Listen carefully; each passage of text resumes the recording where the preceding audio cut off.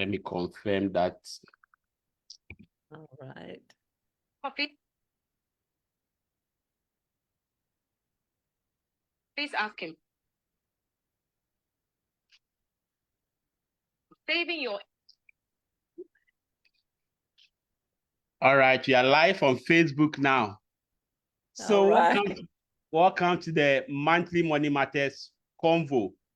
This is a platform where we have conversation about financial literacy, financial education, financial awareness, and help others better manage their personal finance. And today we have an awesome personality with us, someone who has been a big inspiration to me. She has been my mentor and she has guided me on the coaching journey. And I'm happy to be interviewing the financial coach's coach.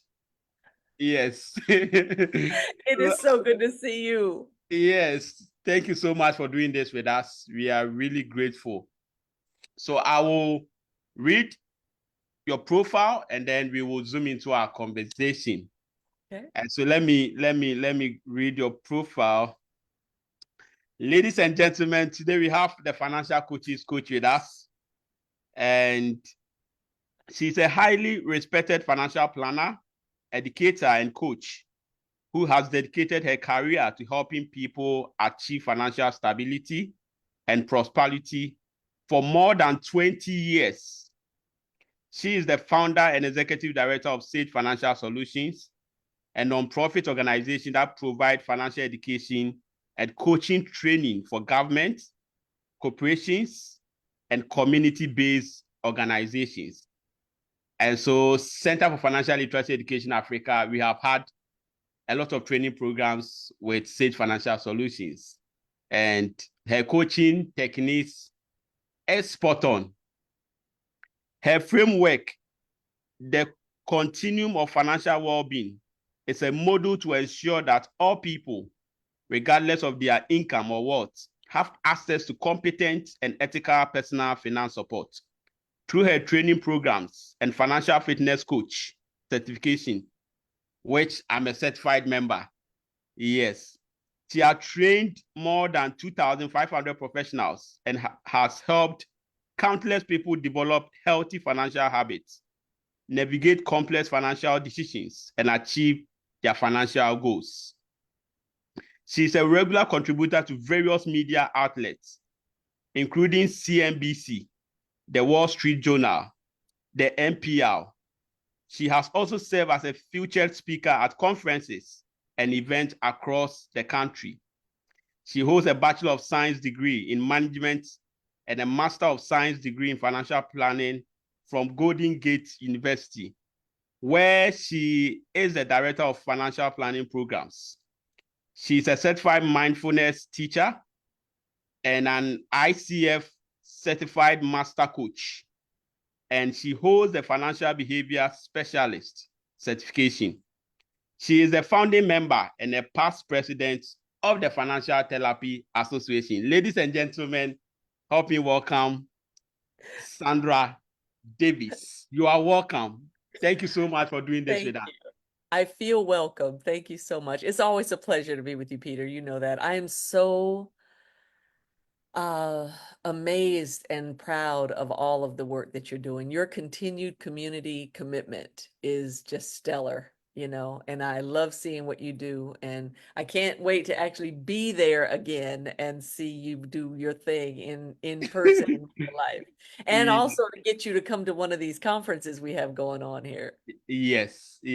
So this year, I actually wanted to be part of the Financial Therapy Conference. But then something came up, so I couldn't make it. Shilpa was there, so that was great. Yeah, next year in I think it's early June of 2025, we'll be at University of Georgia. So go to the website, put it on your calendar so we can figure it out. Great. So let's zoom into our conversation for today. Right. We will start and I will ask my first question. Can you give us an idea how you grew up? And was money a conversation growing up? Yeah, it was a conversation, not a very pleasant one. But my mother was a maid for a very wealthy family in San Francisco. So I'm one of five. My mother's one of 12. So she grew up in the East Coast of the United States, and by the time she came to California, I was born in California. And so she was better off financially by the time that I came along rather than my siblings. My siblings had a much different they had a much different financial experience. But it's like what I hear from a lot of people, mine was very similar.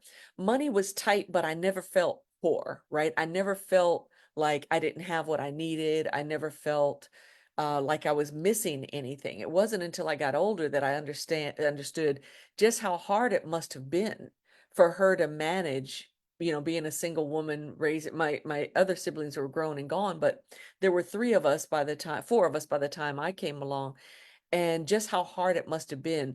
She didn't really talk about money specifically, but I always knew that there was some financial stress. She worked a lot. She had a lot of jobs. And so there were a lot of times she wasn't home for the holidays, or she would, be at, the home, working at the home of the people who she worked for, so there were a lot of things that I felt like I missed. I didn't know at the time. I didn't know at the time that it was a result of not having the money, right? And so that was the hard part. But no, money conversations weren't the norm. I was fortunate in that she never she never spoke about money as a hardship. So I never had a negative perspective of money. But one thing that happened when I was a teenager really shifted, to be honest, in a negative way, and that was she sold our home. She couldn't maintain the home anymore. And so there was a short period of time where I was unhoused. I didn't have a stable place to live. And that's really the thing that had the biggest impact on how I viewed money going forward. So being without stability can really shake up a kid's perspective on money. Great, great. Mostly I tell people our upbringing and the things we pick growing up mostly have a huge impact on our lives and most of the financial decisions we take. And Yeah. so it's important I mostly encourage parents, educators to watch how their financial behavior is having an impact on their works and even their kids. Yeah. Because what they see when they grow up, they will do that. And so Yeah. it's really an important aspect. My next question would be, what is your current job? Yeah. And how did you get into it? So it's kind of unique, Peter. As you know, I actually have two jobs, right? I'm the executive director of Sage Financial Solutions, and I just recently, the last 2 years, have been the program director at Golden Gate. So I actually have two jobs. So I don't do my Sage job as much as I used to when you were part of our, going through training. Yes. So most of my time now is at Golden Gate. And so how I got into it is really interesting because I went to Golden Gate for my undergrad, and I dropped out of high school and joined the Navy. When I mentioned about my family situation, I dropped out of high school at 16. I took what in the United States is a general equivalency diploma. It's called a GED, that gives me my diploma, if you will, and then I joined the Navy. And so I got out of the Navy in a real dire financial situation. I didn't know anything about money and made a lot of mistakes. And so um I went to school. I got a scholarship to go to Golden Gate, and I did my undergrad, and then I started a business. Well, I got tired of doing that business, and then I went back to do a master's in financial planning. So in 2004, I started the master's in financial planning. By the time I graduated and finished, by 2007, I was teaching in the program that I had graduated from. And Great. then yeah, I know, right? Then by 2016, I was the professor of the year and a distinguished professor in the program. And now I'm actually the program director of the program that I graduated from. And so the reason that I think it's important kind of describe that journey is that once I learned how impactful understanding money could be and being able to teach it in a way that wasn't shaming people or treating them mean or calling them stupid, or once I learned that we could teach about money with compassion, we could teach about money with excellence and hold a high standard without making people feel bad about choices they made that weren't great choices. So that's how I got into it. And, it's just the best thing in the world. I have the best job. All of my jobs are the best job. Sure, sure. Great, great. So one thing I learned from you when we were having our coaching certification was the fact that as a coach, as a financial coach, you don't take decisions for your clients. You help them take their own decisions. So you guide them so they take their own decisions.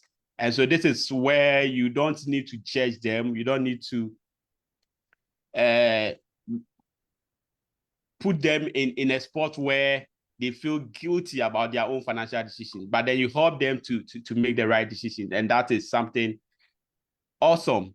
So thank you so much for all that you have been doing. You are really inspiring a lot of positive change, and we are proud of that. So how does your work contribute to the bigger picture of redriving global financial literacy education? Yeah, so I do some direct service where I'm actually speaking to people who are learning. I do some of that, but the vast majority of the work that I do is like what I did with you, training trainers. So I mostly train people who are working with other people. What's different about what I do is that I train people to first see the good in the people they're training. Often, we go and we have a financial education training, we do something, and the first thing we do is tell them everything that's wrong with what they're doing. And we focus more on the knowledge than the human being who is in front of us.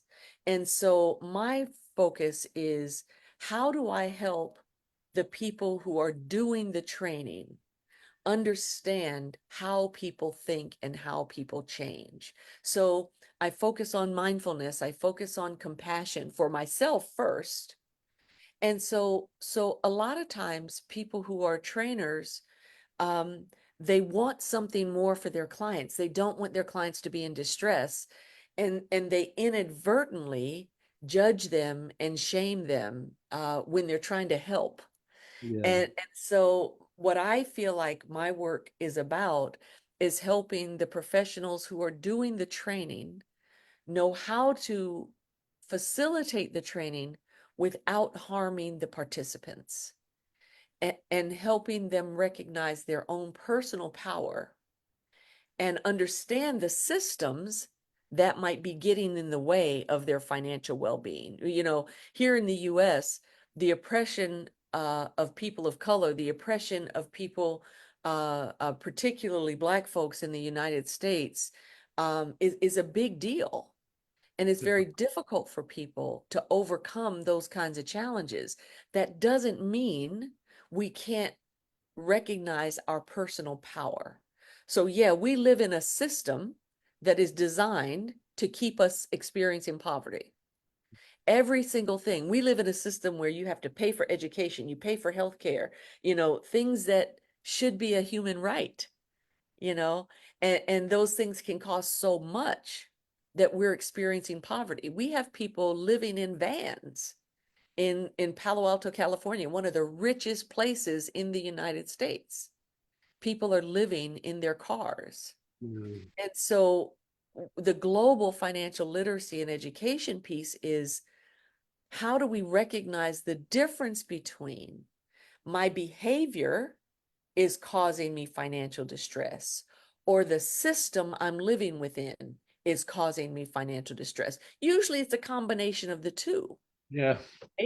Right? And so my job is to help people who want to help people develop a better life, do that without harming them, because people can't change if they're stuck in the past. Yeah. So if they've made some bad decisions or they've done some things that they wish they hadn't done, I'm not helping them by saying, well, you know, if you just learn how to delay gratification, everything will be okay. Well, no, that's not helpful.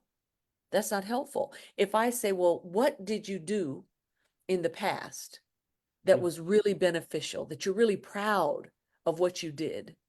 And how do you do more of that? How do you look at the places that you didn't do what you wanted to do and then put in a new behavior? So I'm not going to say, well, you know, Peter, if you had stopped, I'm not going to do that. I'm going to say, you know, Yeah. Peter, listen, learn from the mistakes, Sure. learn the lesson and leave the shame. So that's what I'm trying to accomplish. I'm only one person, so I can only do so much. But if I train 2,000, 3,000, 4,000 people, they'll do more work than I could ever do. And Great. they'll feel better about themselves doing it. Great, great, great. And we see your impact, we feel your impact. In 2020, together with Sage Financial Solutions, your organization, we trained 20 community advocates, financial literacy community advocates. And these people are doing amazing things in Ghana. Some of them, after doing their projects, they will get back to me and say, because of the training I had with you, this is how much I am impacting my community. And I feel so grateful about that. So keep up the good work. Help And Peter, professionals. if I could say something about that, I think I appreciate the acknowledgement that you give to me. I think the important piece is also you selected amazing people who you knew would do great work. And then you didn't just come in and say, Saundra's going to teach you. You and I co-facilitated, because I'm not an expert in the currency in Ghana. I'm not an expert in the financial situation in Ghana. You are. And so rather than me try to educate you, you and I educated each other. And so everybody got better as a result of us working together, rather than thinking, oh, well, you know, Ghana, you all don't know as much as I know. I'm from the US. I know, you know, you and I didn't do that. You're the expert in what you do. The people who joined us, they were the experts in what they do. And then I can bring my expertise and we all get better. Great, great. And that is what the SDGs is all about, partnership for the goals. And so you partner, you localize content to fit the community that you're operating in. And so what you are doing is really important, because now we have a lot of trainers, you have a lot of financial coaches, a lot of financial instructors within our space. Yeah. And some of them are really hurting the people that they claim they are helping. And so some of this content, some of this training, some of this coaching, if you are inculcating this spirit of coaching into the financial professionals, I think they will help more people than hurt them. And that is so important. So my next question will be, how is Golden Gate University contributing to financial literacy education? Are they teaching financial literacy? And if they are, what are some of the strategies they are using in teaching financial literacy to the students? Yeah. So one of my favorite things about being part of Golden Gate is that we were trailblazers. Golden Gate was actually one of the first programs to have a master's degree in financial planning that was registered with the Certified Financial Planner Board of Standards. So there were 40 programs to begin with, and Golden Gate was one of those programs. And so I'm very proud to be part of an organization that has institutional history of being a trailblazer. And how that shows up is that, number one, all of our professors, every single one of our professors is also a practitioner.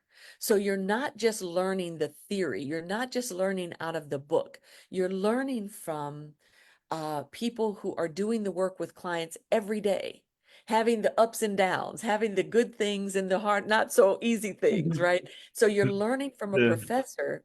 Yeah, you're learning from a professor who is experiencing the work. And that's one of my favorite things. And having been through the program myself, I know how valuable that is. So now, as the program director, we're always staying on the leading edge of what's happening in the field. I started teaching coaching at Golden Gate before financial coaching was even talked about around the country. So I've been teaching financial coaching at Golden Gate since I think about 2008 or 9.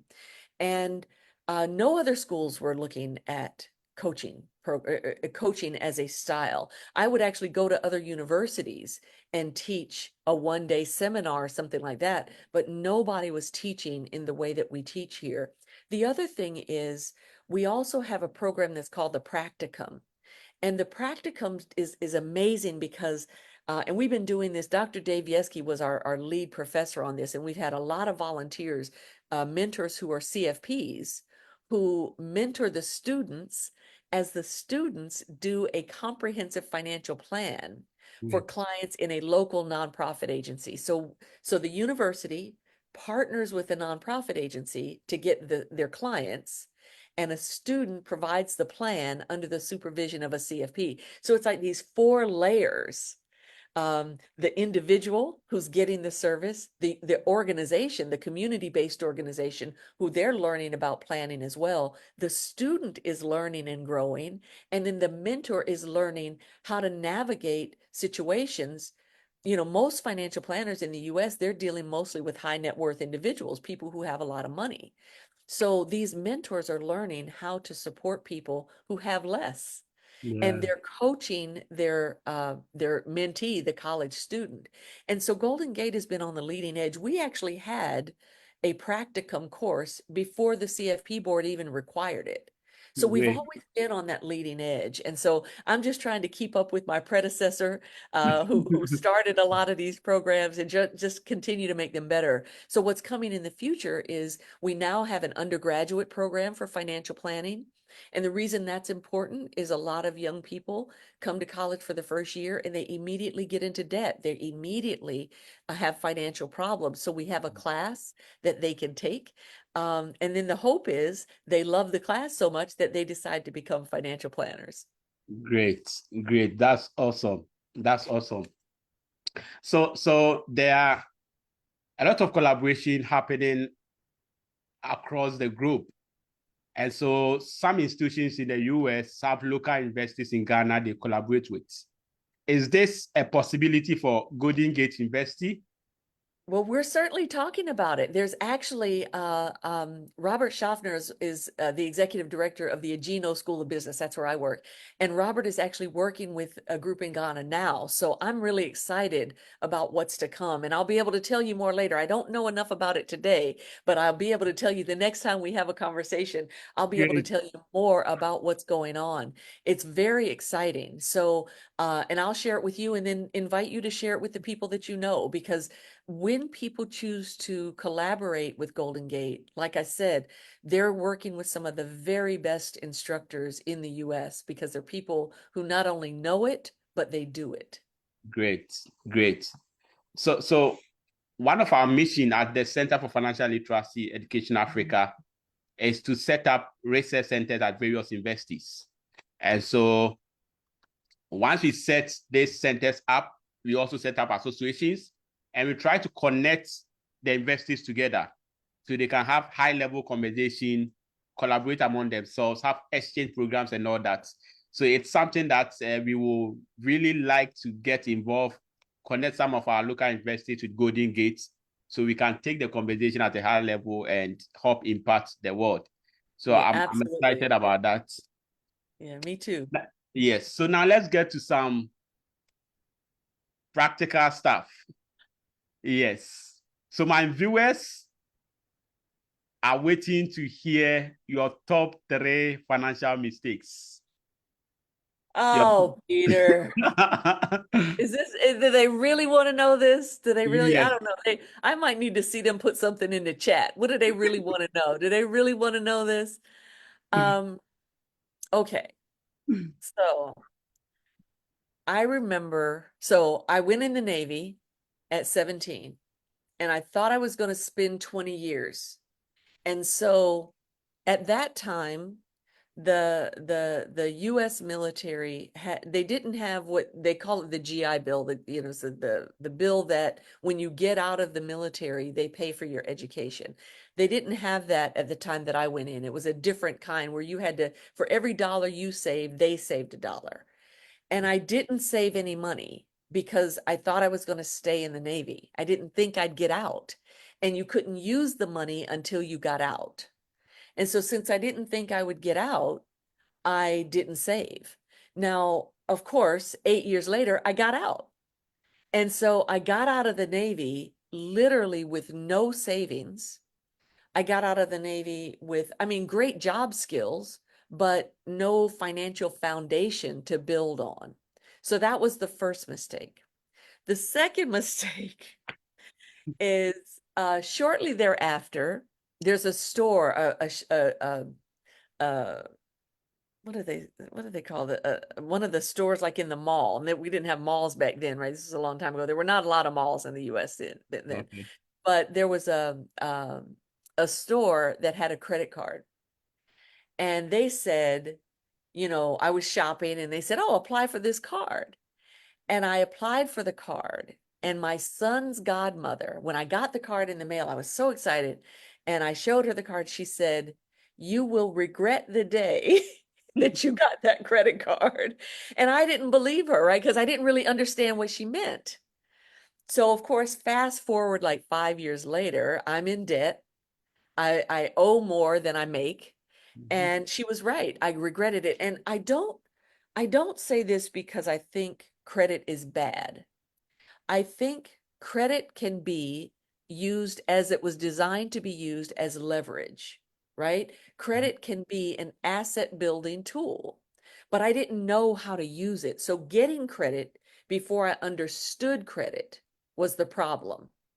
If I understood it, and I if not only if I understood it, but I also understood my own money behavior. So I think it's those two things together. If you went through a hard time like I did as a young woman, and then I have access to this little piece of plastic that means money, but I don't have good habits, now those habits can cause me financial trouble. Yeah. And so that's really what happened. I didn't have good habits and I didn't understand credit.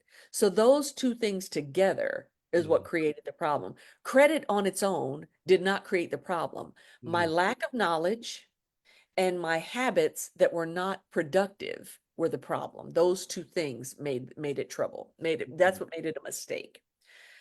The third one, and believe me, there's so many more than three, so it's hard to choose just the three. Now, this third one wasn't it was a mistake, but it didn't turn out badly. It didn't turn out badly because I did fix it. When I became a financial planner, I knew very little about money, very little. I'd made a lot of mistakes and knew very little about money. I didn't have a lot of savings. I actually changed careers at 44 because I knew I wouldn't have enough to retire. So in the US, trying to retire here without a pension, without savings is virtually impossible. Yeah. So I didn't have enough money, so I had to do another job. I knew I was going to have to work into my 70s. I'm 64 now, so I knew I was going to have to work for a long time. And I've already been doing this 20 years. So I've been doing this for 20 years. I'm going to have to work another, 5 to 10 years because I didn't save young. And when I got out of the Navy, I went to work for civil service. And civil service had a pension and they had a 401k, and that's the match savings. It's a savings account, a tax advantage savings account, right? And so when I got ready to leave, the human resources says, so you're getting ready to leave, you have money in these two accounts. What do you want to do? So my option, you know where this is going. You know where this is going. My option, Peter, you're laughing at me. No. My options were I could leave it where it was, right? I could transfer it to another account that was independent of the Navy, or I could take it out. Guess which one I did? Go ahead, Peter. Which one did I do? I took it out, y'all. I took it out. I took it out. I was 25. I guess right. I took it out. I spent it. I took myself on a little spending spree because I didn't understand that at 25, every little bit that I put away was going to grow. And then if I had done, even if I had not continued to contribute as much, even if I had just put $25 a week in that account back then, I wouldn't have to work today. Yeah. I would not have to work today. But Yeah. I didn't know. I didn't know. That's what makes the work that you do so important, because you help people understand things that if their families either don't know or don't share that information, they can learn something that can help them take care of their future self. I didn't know when I was 25, I wasn't thinking about gray hair Saundra, right? Right? I wasn't thinking about what my life was going to look like at this Right. age stage. Right. And so those were my 3 mistakes. And I no longer feel any shame. I Yeah. joke around about it, but Yeah. I don't feel any shame.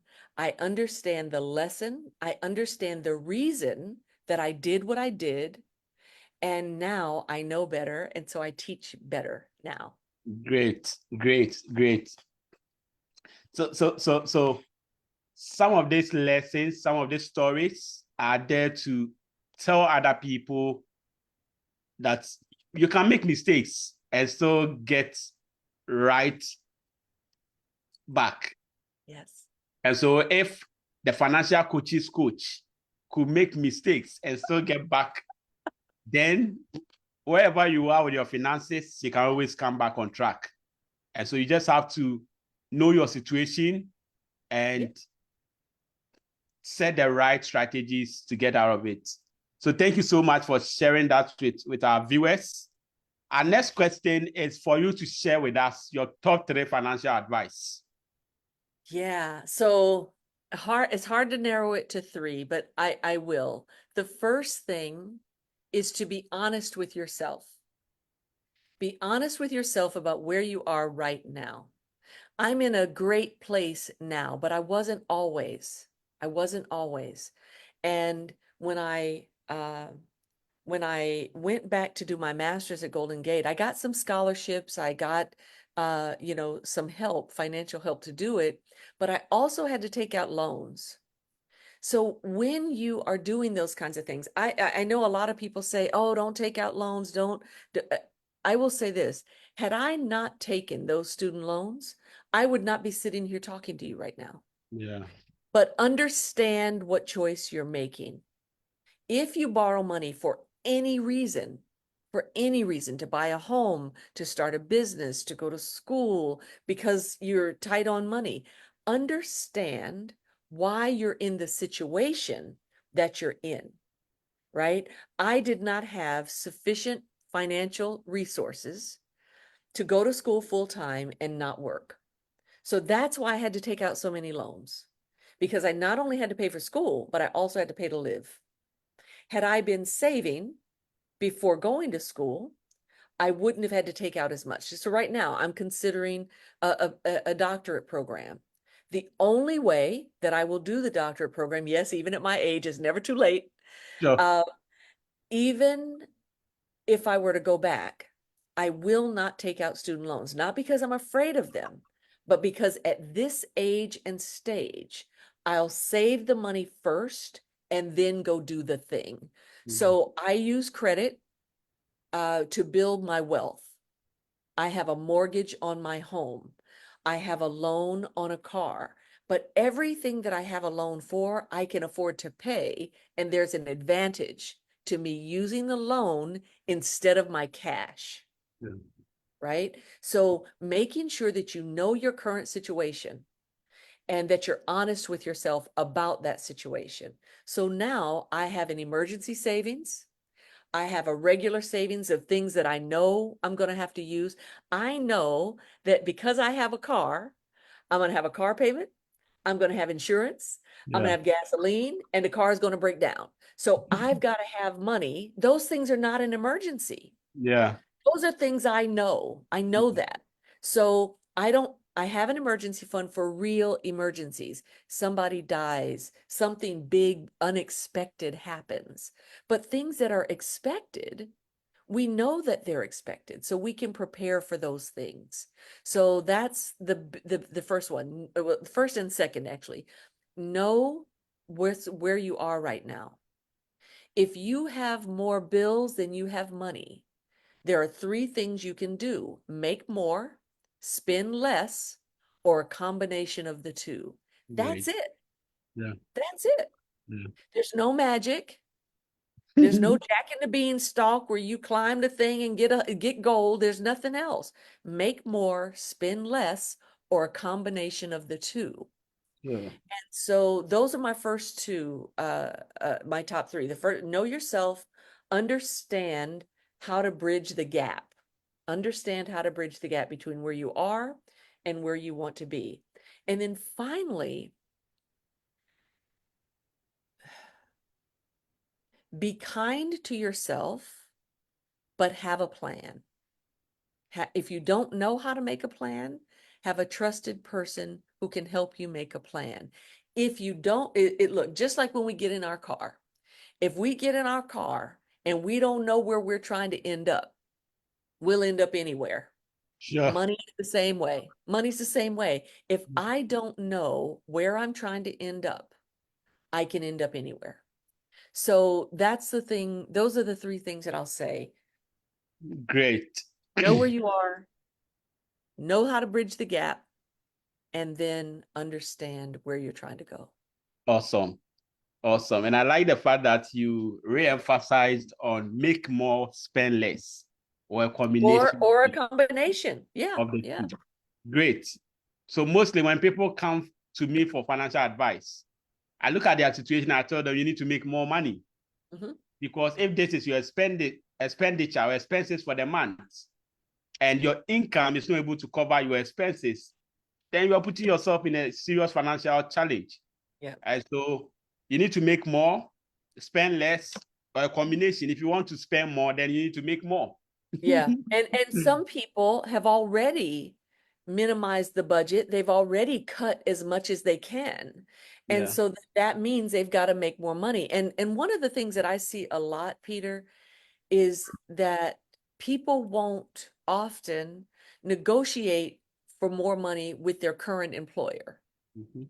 You know, for employers, it costs them a lot to bring on a new employee. Yeah.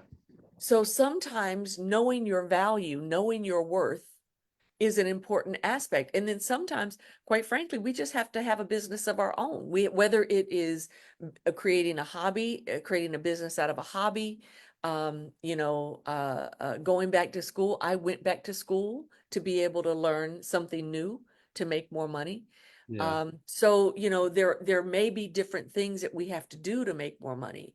And then also recognizing that if you find that everybody in your family is coming to you for money, and you're giving money to family members at your own expense, that is causing you harm, maybe one of the things that you can do is help them learn more about money so that they don't, so now you all are growing your wealth together Yeah. instead of them depending on you all the time. Yeah. Yeah. Great. Great. Put your money where your heart is. That's right. That's right. Awesome. So this is my favorite part of the entire conversation. Yes, I call it a money word play game. Okay. I have a number of words. I will mention them. And then with a word or a sentence, you tell us what comes to mind when you hear these words. Okay. Yes. So I'll start with money. Money offers stability. Awesome. Awesome. Great. Savings.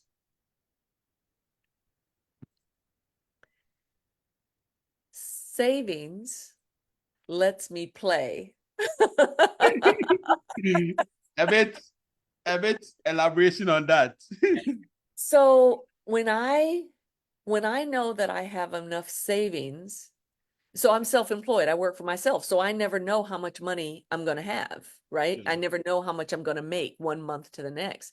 But if I have savings and I want to go on vacation, or I want to take a trip, or I want to go out to dinner, I know that it's going to be okay because I have enough money to cover whether, even if I don't get, if I have a month where I don't get paid, I'm still going to be okay.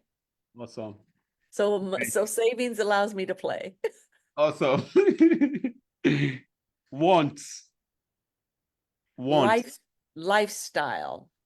Lifestyle. So Great. yeah, because so I don't think about it in terms of wants or needs. I think about it in living expenses. What does it cost me to live?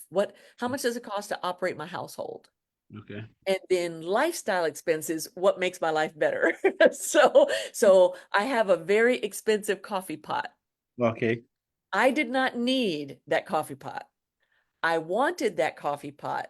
And so I don't feel shame about things that I want. I go to work every day. I work hard.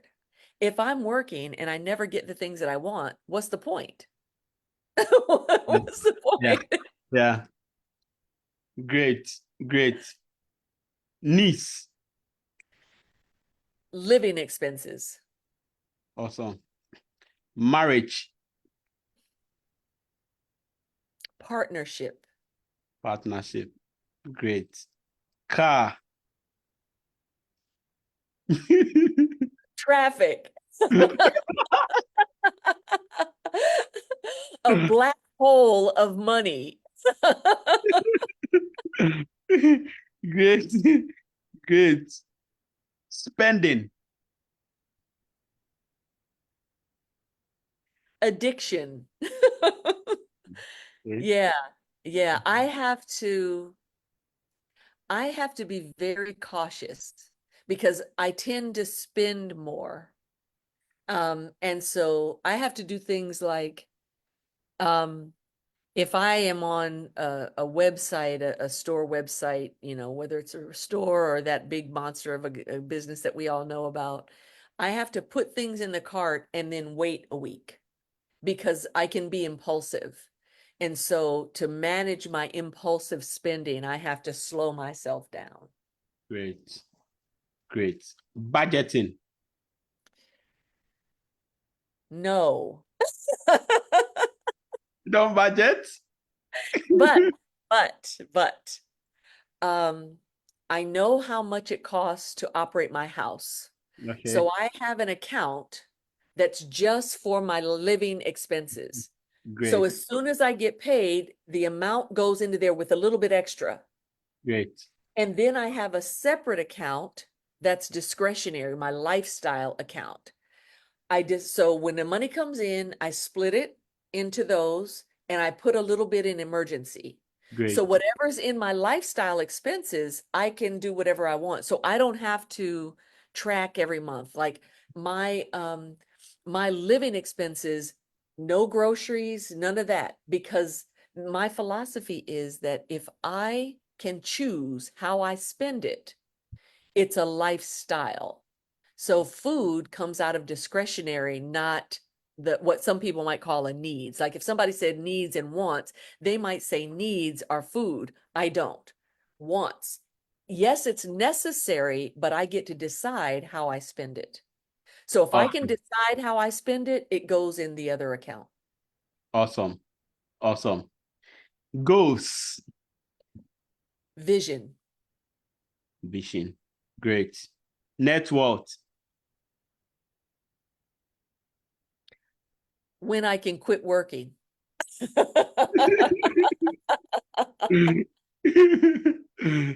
Sure.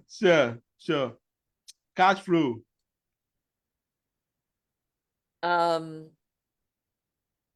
Rapids.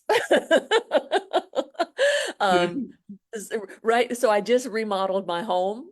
So Okay. there's more going out than in. So, so employment benefits. Use them. Sure, Use them. sure, Yeah. So sure. I don't know about in Ghana, but in the US, some employers have what's called an employee assistance plan. So they might have a savings with a match. They might have health care. They might have counseling help. So, and a lot of employees don't use them. Yeah, The yeah, they're available and people don't use them. And I think that the biggest thing people should do is use what's available to them, whether it's from your employer or the government or whatever is available to you, use it so that you can create the financial stability that you need. absolutely. So I call them hidden paychecks. Yes, Hidden I paychecks. love that. I love that. Yes, and a lot of people are not aware of them, and so they are not able to utilize aid benefits. Yeah. And so it's important people become aware and take maximum advantage of that. Great. Investments, The way to wealth. the way to wealth. Great. Insurance. The way to stay safe. Love that.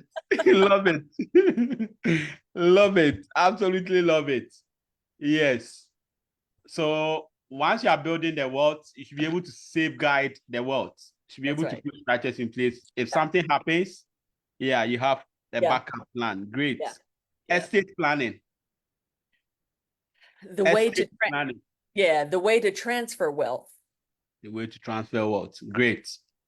Great. Financial independence. Travel. Great.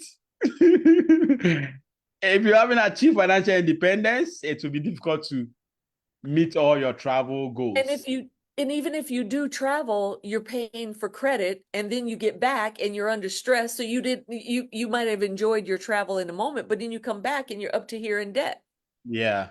So Yeah. So Yeah. I only pay for my travel in cash. Great. Great. Yeah. Or if I use a credit card for points, I pay it off in full when I get back from the trip. Great. Great. And our last word, abundance. Community. Community. Great. Great. This has been an amazing conversation with you. It has been insightful. It has been educative. And your final words for our viewers. What will be your final words for our viewers? Be good to yourself. Treat yourself with compassion. Remember that money isn't everything, but money affects everything. Everything affects everything. So if you do one thing with your money, you're going to affect something else. And so make sure that you understand that every financial decision you make affects everything else. And if you know what you believe about money, if you believe, oh, I'll always be struggling, the choices that you make will cause you to struggle. And Great. so having a positive perspective, even if you're having some challenges, having a positive perspective about your ability to live a life of wealth, whatever wealth means to you, is really the first start. Awesome. Thank you very much. Before I leave you, I want you to tell us something brief about Sage Financial Solutions, your programs, and if there are opportunities for learning, opportunity for career development. Let our viewers know. Absolutely. Peter, if you say, Saundra, let's get a cohort together, we'll do it. We will do it. So Sage Financial Solutions offers training and professional development. So even if people don't want to get certified, you can take professional development classes just to learn. If you're already a coach or already a counselor or educator and you just want to learn in community, we can do that. If there's specific classes and things that you want to know about, let Peter know. Peter has a hotline to me, so he can tell me exactly what kinds of things would be interesting. I'll learn more about what Golden Gate is offering in Ghana and make sure that you know about that. And Sage absolutely is willing to do any kind of partnerships with you anytime, Peter. I'm so thrilled about the work that you're doing and the cohort that we've already done. If we're ready to do it again, let's do it.